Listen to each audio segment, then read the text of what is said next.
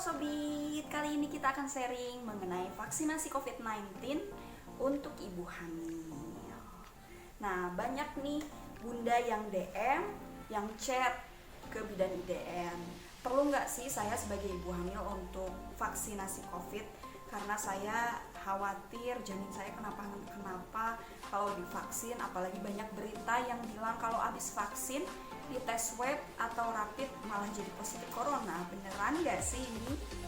Nah, berdasarkan surat rekomendasi yang kemarin pada tanggal 2 Agustus 2021 turun rekomendasi dari POGI. POGI itu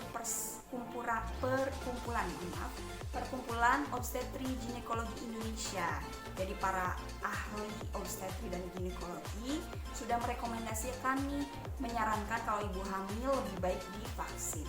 Kenapa? Karena tadi berita yang di awal ditampilkan itu banyak sekali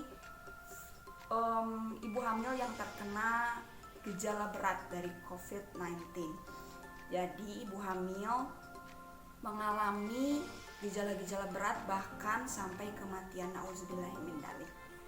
Ya, itu yang sangat dikhawatirkan, makanya dipikirkanlah, direkomendasikanlah adanya vaksin. Selain dari ibu hamil yang terkena, ternyata petugas kesehatannya, dokter objinnya juga sampai terpapar. Nah, makanya kita harus memproteksi diri kita maupun janin kita supaya lebih aman dan safety lagi.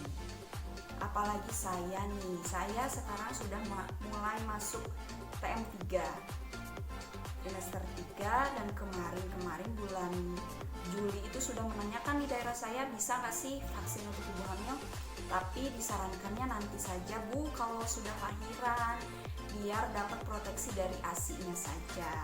Nah, kenapa? Karena bulan-bulan kemarin belum turun kebijakan ini. Sedangkan sekarang sudah ada kebijakan, saya sudah mulai daftar ke vaskes terdekat. Nah, nanti tinggal nunggu jadwal deh kapan vaksinnya.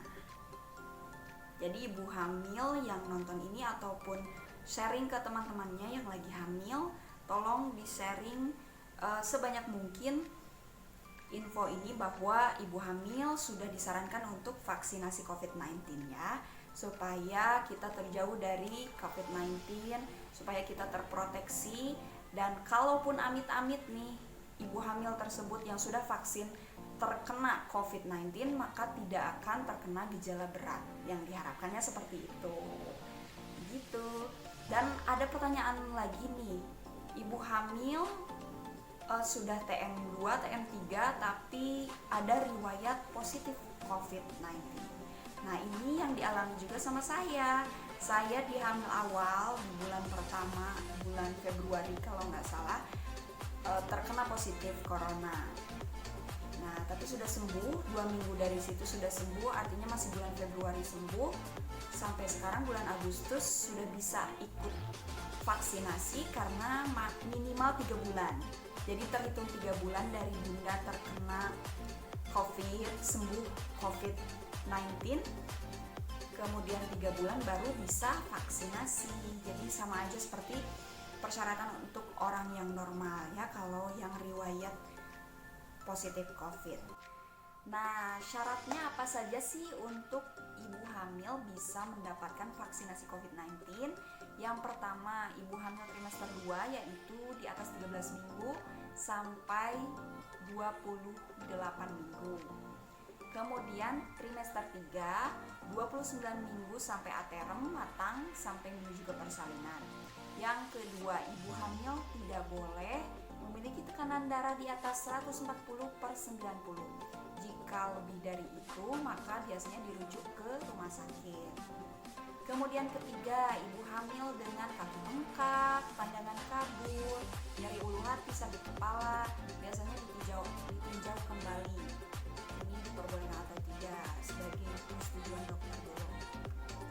Nah, yang keempat, ibu hamil dengan penyakit bawaan seperti diabetes, jantung, penyakit hati, HIV.